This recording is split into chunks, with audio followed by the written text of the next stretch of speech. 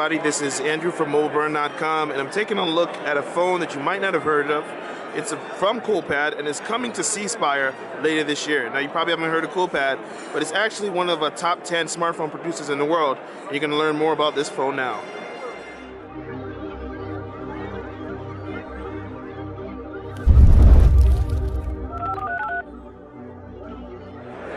This is the Coolpad Quattro 4G, and as the 4G name implies, it is an LTE device. It's coming on C Spire's burgeoning LTE network, and you see you got the little 4G logo on the back. As far as the build, it's got a plastic build, but it's got this finely woven texture, so it's a little scratchy, kind of like when you hear like a vinyl scratching, but not too much. You know, when it's actually resting in your palm, it doesn't feel very alien or anything like that. It's not a problem. You notice on the buttons, it has capacitive buttons for home, back, and of course menu. I know some of you don't like the glass buttons, you prefer all virtual, but that's not something you get here. As far as the screen, it's a 4.5-inch display, QHD display. Now the resolution isn't at the top of the line what you see with some other Android devices, but they are specifically targeting the mid-range. You know, Coolpad is a company that has built phones for Metro PCS, and they're very popular in China. They came into America, and they're trying to do it slowly by introducing mid-range devices. In terms of specs, it's got a 1.2 gigahertz dual-core processor.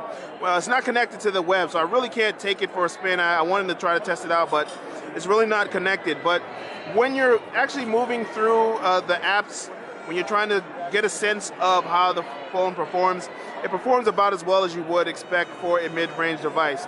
It has a 5-megapixel rear camera on the back with the flash, as you see to the right of it. Aside from that, it's running mostly stock Android, 4.1.2. Now I say mostly because it's not exactly pure Android. When you pull down the lock screen, you can see that they customize the pull-down menu to have the quick switches. They've also changed the launcher a little bit. You see the font's a little different. It's more of a Roboto type of font rather than what you typically see in Android. Other than that, it's not deep, heavy customizations like you see with TouchWiz or with HTC Sense. Just more of a modification to the launcher and the notification shade. Now it has Android 4.1, so it does support Google Now. It has a gigabyte of RAM, 4 gigabytes of internal storage. I didn't see a micro SD slot here anywhere in the device. Oh, wait, do I see a micro SD slot here? Let me double check. No, that's the power button, silly me. On the left, you have volume up and down. You have the micro USB charging at the bottom, as well as a 3.5 millimeter headphone jack. And the screen is very fingerprint friendly, so I'm gonna have to clean that off for a second. And finally, you'll see it has a 0.3 front-facing camera for video chat, 1800 milliamp battery underneath this case. It has a removable case, and the battery is removable. And I forgot to mention, when I say 4G, it is LTE compliant, so it also supports voice over LTE. And that's not going to be available in all areas, but in areas where C Spire launches voice over LTE, that's going to improve the quality of your phone calls. This is coming in a couple of months, maybe a few weeks actually. I'll put the details in the section below. But in the meantime, this is Andrew from MobileBurn.com testing out the Coolpad Quattro 4G.